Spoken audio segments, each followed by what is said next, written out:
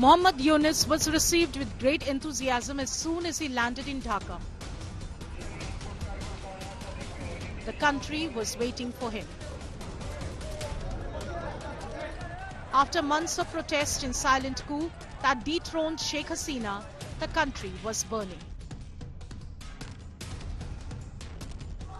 The civil society, protesting students, demanded a caretaker government with Muhammad Yunus at the helm of affairs to be formed, and the president, the army and political parties nodded in agreement.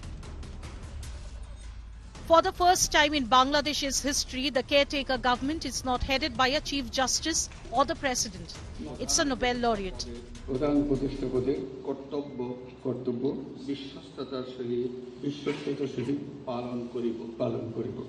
In fact, internationally, he is the 32nd Nobel laureate to head a state or any government. Students are also a part of Yunus's caretaker government to build a Naya Bangladesh. কথা মনে পড়ছে আমাদের জিয়া হুসেইনের ছবি বাংলাদেশের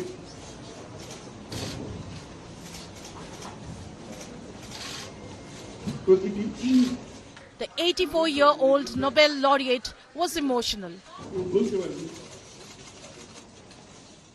as held back tears after landing in Dhaka on 8th August morning.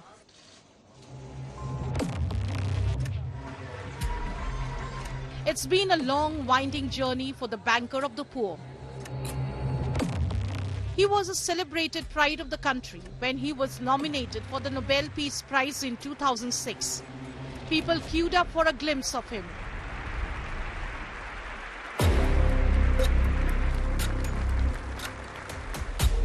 Just months before the Nobel, he also received the 2006 Seoul Peace Prize.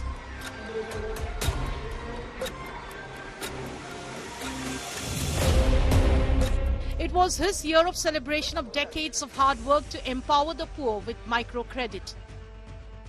Born in the village of Batua in 1940, in the pre-independence undivided Bengal presidency, he spent his core educational years in the port city of Chittagong of East Pakistan.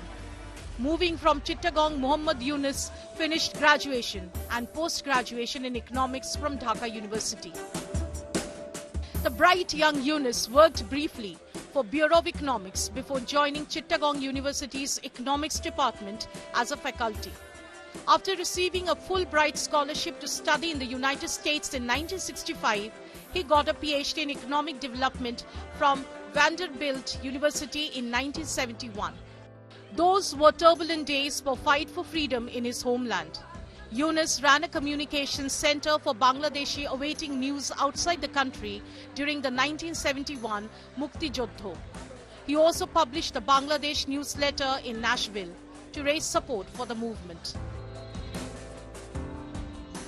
After the formation of Bangladesh, he spent a year in the US teaching as an assistant professor in economics at Middle Tennessee State University. In 1972, he returned to head the economics department in Chittagong University. Witnessing the Bangladesh famine of 1974, one of the worst of the 20th century, Yunus started his work towards poverty reduction.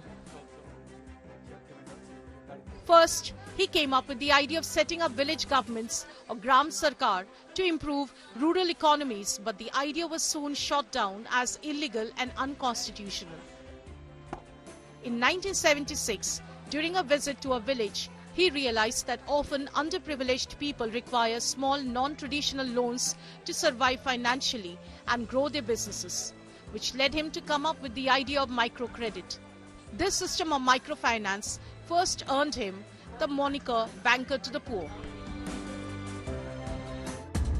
After taking loans from larger banks and redistributing them as microcredit to poor people, in 1983 he finally launched Grameen Bank or Village Bank. By July 2007, Grameen had issued $6.38 billion to 7.4 million borrowers. The success of the model inspired similar projects in 100 different countries and led to world recognition with the Nobel Peace Prize in 2006. Within 5 years, fingers of accusation started to rise against him. In 2011, Grameen Bank came under the scanner of Sheikh Hasina's government for misused funds, a charge they had been cleared from the Norwegian government. With the bank being investigated, Yunus was removed as head of the bank. He challenged the decision. Mohammed Yunus was 70 years old. The government defended the decision to remove him on grounds of being way past his retirement age. Bangladesh High Court upheld an order removing Yunus as head of the micro-lending bank he founded. His allies believed it was a move prompted by Hasina government's vendetta over his political ambitions. A year after winning the Nobel, Yunus tried to launch a political party. With his growing popularity and influence, he made Hasina insecure when she came to power in 2009. After the 2011 court verdict, 200 Grameen Bank employees and borrowers staged a peaceful protest outside the bank building. Nearly 14 years have passed since then, but Mohammed Yunus still has pending charges in a case alleging food adulteration in a Grameen Bank subsidiary and another alleging misuse of power by Yunus in acting as a creditor for private enterprises. Under Sheikh Hasina's more than 15 years of rule, Mohammed Yunus has faced a total of 174 cases filed against him. But his popularity and acceptance among people never diminished. When students took to streets in Bangladesh protesting against reservation quota in government jobs and Hasina government's mismanagement of the agitation led to violent outbursts, civil society of Bangladesh and students in particular wanted nothing to do with Hasina anymore. They unitedly appealed for Yunus to come back from Europe and take charge of national affairs. On 5th August, once Sheikh Hasina left Dhaka, students became adamant to get Yunus back. We will not accept any other government other than the one proposed by us. We will not accept the government supported by the military or the fascists. Any proxy government or government against the people will not be accepted. We will form an interim government headed by Nobel laureate Mohammed Yunus. Dr. Mohammed Yunus has also accepted this responsibility to protect the people of Bangladesh. We want to present this proposal to the President in the morning itself to form an interim government under the leadership of Dr. Mohammed Yunus.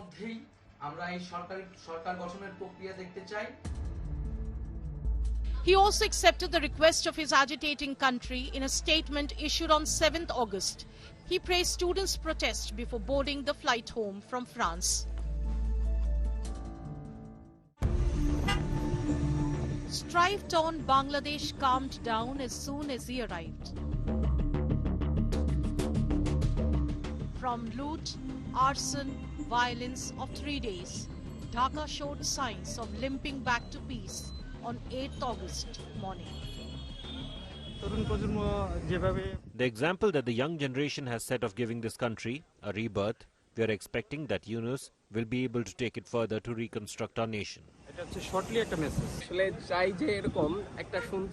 We want a conflict-free Bangladesh where no Awami League, no BNP and no other political parties can abuse power. I want to forget the past and move on.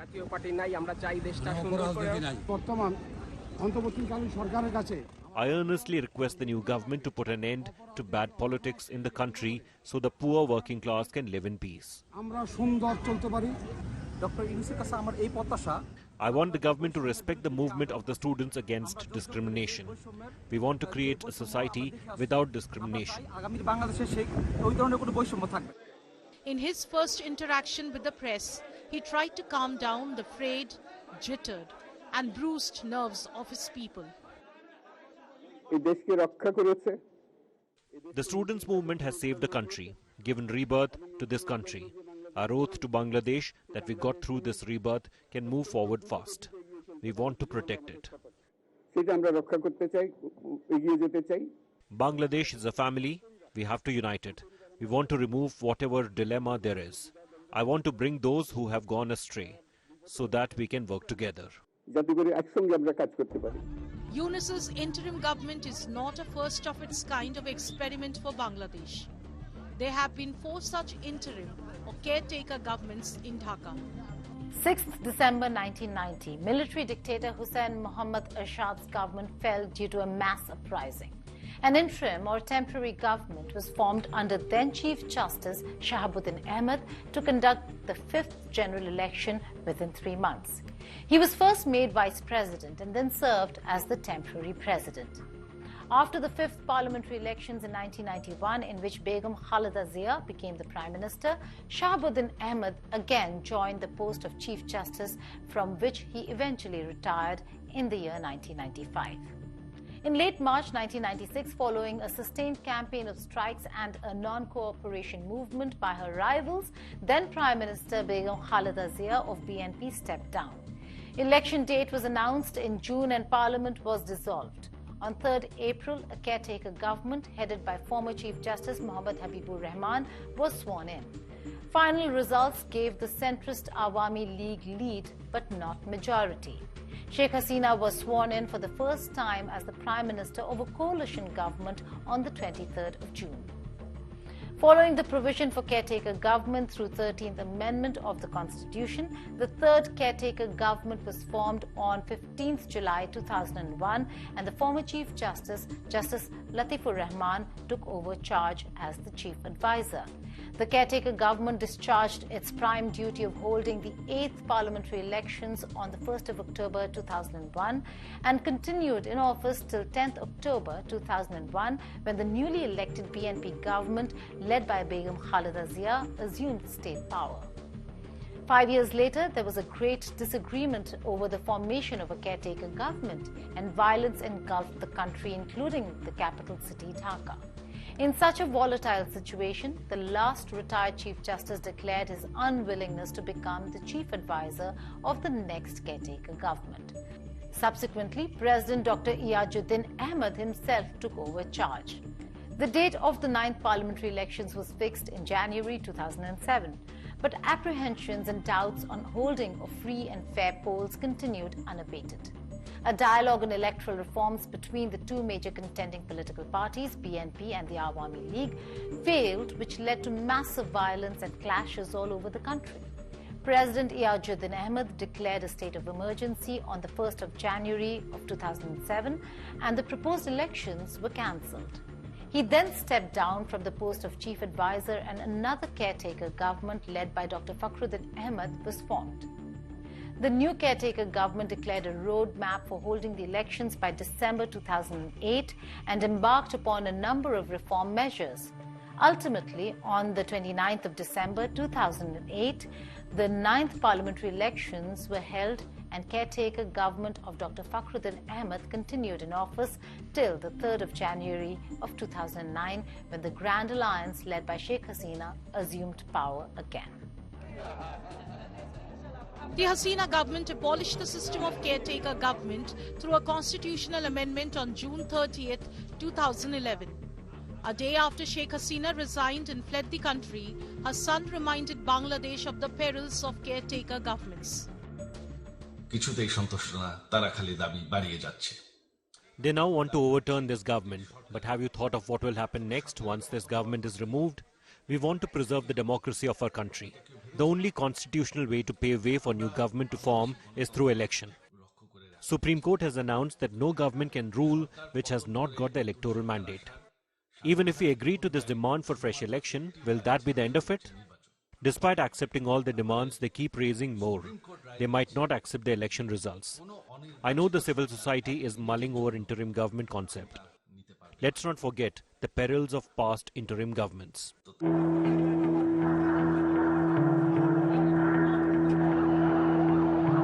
Within days, the president, along with the army, announced the release of BNP leader Begum Khalida Zia. Ailing 79-year-old Begum Khalida Zia addressed her supporters from a hospital bed at a rally in Dhaka on 7th August. It was her first public speech since 2018, when she was convicted of corruption charges and jailed. Let us strengthen the hands of the youth to build Bangladesh. Let's build a society based on love, peace and knowledge, and there should be no destruction, not revenge and vengeance. শান্তি ও জ্ঞান ভিত্তিক সমাজ গড়ে তুলি। Her son Tariq Rahman, the acting chairman of the BNP living in exile, called for elections to be held at the earliest. তাই বিপ্লবের লক্ষ্য বাস্তবায়নে So to achieve the goals of this revolution, national elections must be held as soon as possible. Power must be transferred to the representatives elected by the people as soon as possible. জনগণের ভোটে নির্বাচিত প্রতিনিধিদের কাছে ক্ষমতা হস্তান্তর করতে হবে। BNP supporters rejoiced and hoped for return to power as Awami League of Sheikh Hasina have fallen out of favor with the mass of Bangladesh. জনাব তারেক রহমান আগামীর Bangladesh বিনির্মাণে Tariq Rahman will come and build the future nation and democratic Bangladesh. How to do it? He directed us about that. শক্তিকে নিয়ে ঐক্যবদ্ধভাবে কিভাবে কাজ করা যায়। Madam মুক্ত হয়েছেন, এটা হচ্ছে আমাদের আজকে দিনের সবচেয়ে বড় খুশির খবর। She talked to us on Skype today. You saw. Our chairperson also spoke to us today. He will return soon among us. We have been waiting for 17 years for him.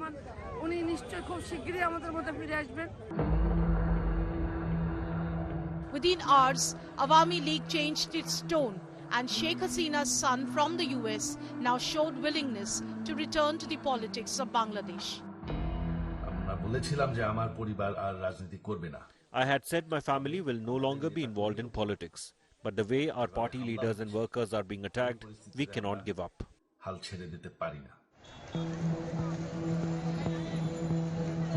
In days of violence, nearly 400 have died. Houses have been vandalized. Sheikh Mujibur Rahman's statue and his home were both destroyed. Mural paintings of Bangabandhu were whitewashed. The newly formed interim government under the leadership of Muhammad Yunus has its hands full, and hopes and expectations are high because there are many firsts in this interim government. For the first time, the agitating students are part of this government. Nahid Islam and Asif Mahmood, both in their mid-20s, are part of a 17-member caretaker government. 26-year-old Nahid Islam was the coordinator of the student movement against quotas in government jobs that morphed into an Oust Hasina campaign. When the protests turned deadly, he was detained by the police. On the first morning after taking charge, Muhammad Yunus, flanked by the two student leaders on either side, laid wreaths at the country's National Martyrs Memorial. The memorial was built to honor and remember those who died during Bangladesh's liberation war in 1971. This was the first healing touch for the country that was convulsed by weeks of violence. The coming days are going to be severely challenged for Naya Bangladesh. Muhammad Yunus hopes to build that the students dreamt of and the country needs badly.